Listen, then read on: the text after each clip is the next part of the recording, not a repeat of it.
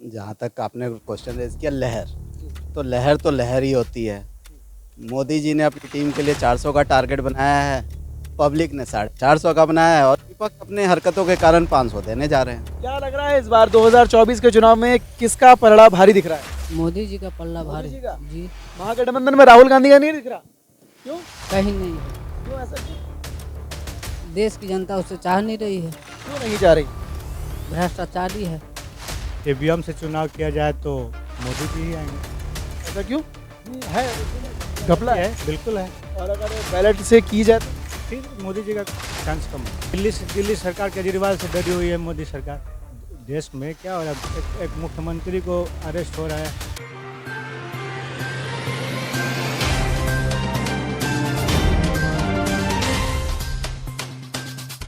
नमस्कार, मैं भराज और आप देख रहे हैं द भारत नाव। देश में 2024 के चुनाव को लेकर तैयारियां शुरू हो गई हैं। तमाम राजनीतिक पार्टियां अपना अपना खेमा संभाल चुकी हैं और पूरी तरह से जनता को रिझाने की कोशिश की जा रही है। तरह तरह के वादे किए जा रहे हैं।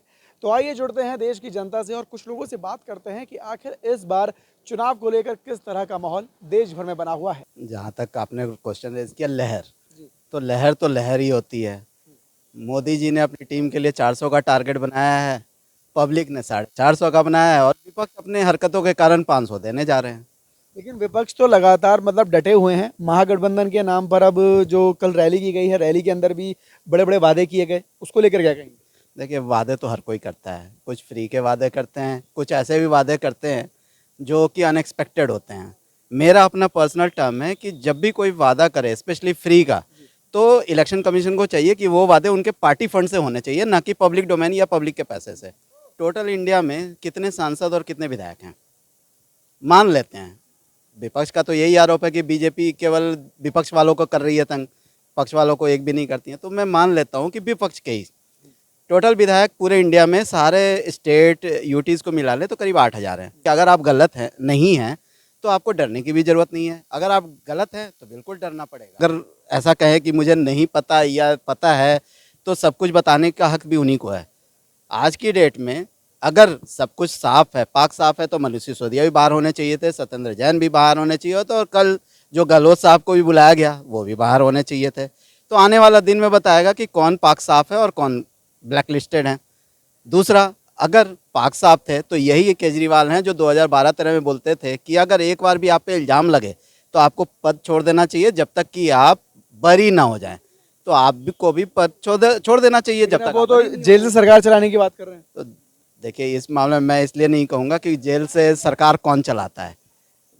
जेल से सरकार डॉन की चलती है, गवर्नमेंट की नहीं चलती है।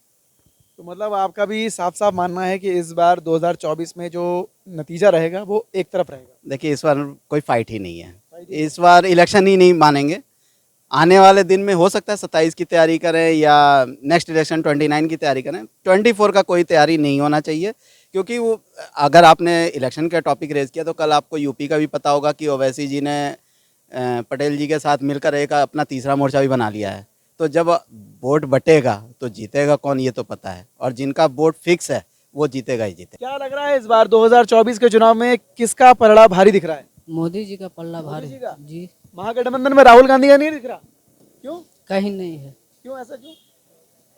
देश की जनता उससे चाह नहीं रही है। क्यों नहीं जा रही? भ्रष्टाचारी है। राहुल गांधी ने तो अभी तो कुछ किया ही नहीं। उनकी पार्टी के लोग किए हैं ना। मोदी जी भ्रष्टाचारी नहीं है? नहीं तो लेकिन आरोप तो विपक्ष लगा रहा है इलेक्टोरल बॉन्ड को लेकर। विपक्ष लगा रहा है ना। का सुप्रीम कोर्ट का भी तो सामने आया है, जो उन्होंने एसबीआई ने जो डेटा दिया उसके अंदर 6,000 करोड़ का मामला निकला ना। अभी कहाँ निकला है? निकल गया। अब मुझे उसमें तो पता चल रहा है कि किस किस से पैसा लिया हुआ है। अब तो ये पता लगा। मुझे वो जानकारी नहीं है। जानकारी नहीं है? नहीं। अच्छा, एक बात बताओ, 2024 में महागठबंधन में कोई भी नेता टिकता हुआ दिख रहा है? नहीं तो मोदी जी के सामने कोई नहीं। कोई नहीं। कोई नहीं। एक तरफा नतीजा होने वाला एक तरफा है। 400 पार। 400 पार। जी। चलो बढ़िया है। तो पब्लिक की तरफ से भविष्यवाणी भी कर दी गई है कि भाई इस बार एक तरफा जो है नतीजा होने वाला है। वोट तो देते हो? वोट में देता हूँ। किसको देते हो? मोदी जी को देता हूँ। मोदी जी को देते हो? मोदी जी को क्यों देते हो भाई? वो तो कहते हैं कि मोदी की सरकार घपलेबाज है, विपक्ष कह रहा है। मुझे तो जानकारी इस वाले में है नहीं है? बिल्कुल नहीं। मोदी जी पसंद है लेकिन। चलिए, बहुत बढ़िया है। और भी लोगों से जुड़ते हैं। आप बताइए सर, जी सर, बोलिए। क्या कहना है इस बार के चुनाव को लेकर, क्या मत है आपका? चुनाव को लेकर क्या बोला जा सकता है। अपने अपनी पार्टियां अपनी अपनी तैयारी में लगी हुई है। आपको क्या लगता है 2024 में विजेता पार्टी कौन सी रहेगी? विजेता देखो, विजेता तो हर कोई कोशिश कर रहा है कि नहीं मैं कोशिश कर रहा है, लेकिन जीतेगा तो एक ही ना, लेकिन पराजय तो एक ही होगा। बिल्कुल एक ही होगा पराजय। लेकिन अगर ईवीएम से चुनाव किया जाए तो मोदी जी ही आएंगे। ऐसा क्यों? नहीं है, ईवीएम में घपला है, बिल्कुल है। और अगर बैलेट से की जाए तो फिर मोदी जी का चांस कम है। मतलब कहीं ना कहीं जो पब्लिक वोट देने जाती है वो महागठबंधन को ज्यादा वोट देगी। महागठबंधन को न दे के, हाँ बिल्कुल जाएगी, महागठबंधन की तरफ जाएगी। आपको ऐसा क्यों लगता है कि बीजेपी सरकार जो है वो घपलेबाज है? घपलेबाज नहीं है, चीटिंग में तो है ही। आप देख लो, दिल्ली सरकार केजरीवाल से डरी हुई है मोदी सरकार। देश में क्या हो रहा है, एक मुख्यमंत्री को अरेस्ट हो रहा है। आप झारखंड का मुख्यमंत्री को ले लो, आप सोरेन को, आप केजरीवाल को ले लो।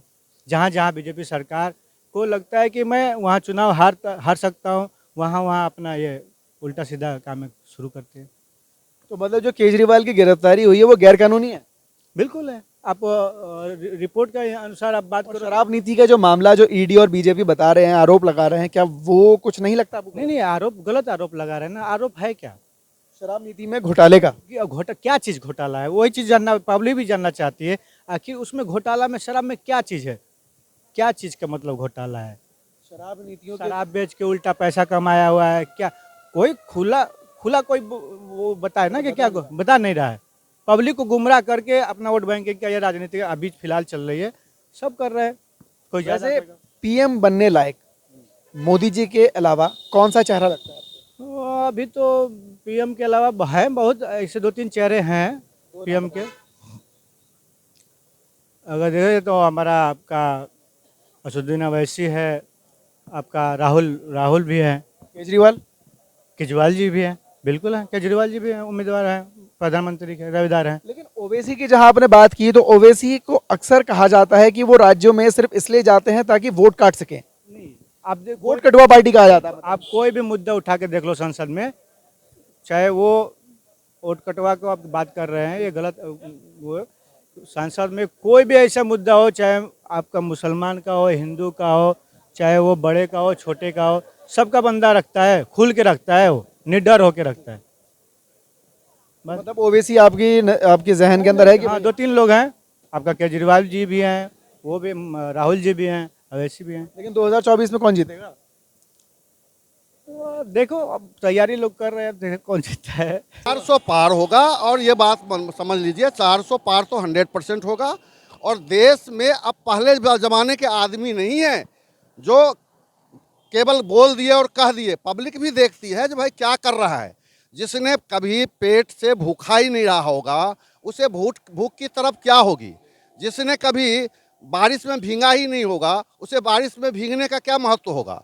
इसलिए जो है मोदी जी एक सच्चे सिपाही है, और गरीब घर से कभी वो भूखे भी सोए होंगे तो उन्हें भूख की तरफ का भी याद ना है। मतलब गरीब आदमी की जो व्यथा है उससे वो परिचित है। ऑलरेडी उसने अपने शारीरिक जीवन में, अपनी दिनचर्या में गरीबी क्या होती है, बारिश से भीगना क्या होता है, फुटपाथ पे सोना क्या होता है।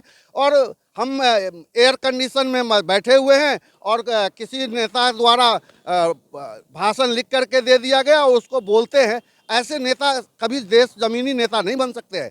राहुल गांधी, आपको पता है जो हमारे चाणक्य ने क्या कहा था? चाणक्य ने क्या कहा था? विदेशी माँ के गर्भ से पनपा हुआ कभी भी पुत्र कभी भी देशभक्त नहीं हो सकता है। वो उस समय में चंद्रगुप्त के शासनकाल के, चंद्रगुप्त की जो मैडम थी हेलेना का जो पुत्र था, उसके उद्देश्य में किया गया। आज आपको यथार्थ साबित हो रहा है। अब ये देखो कहाँ पे है, चीन का गुण गाते हैं, चीन कर रहे हैं। नेहरू भी हमें लगता है ये जो है एक्सीडेंटल हिंदू है, रियल में हिंदू वो ब्राह्मण है नहीं। ये तो ब्राह्मण के नाम को कलंकित किया गया है। नेहरू एक्सीडेंटल हिंदू है और मुसलमान से हिंदू बने हैं। हम तो उसे ब्राह्मण मानते ही नहीं है। 2024 से मतलब आपका मानना है कि बीजेपी इस बार सत्ता में फिर से आएगी? भैया, जो महाभारती के लिए दिन रात कहता, जो भरा है नहीं है भावों से बहती जिसमें रसधार नहीं, वह हृदय नहीं, वह पत्थर है जिसे स्वदेश का प्यार नहीं।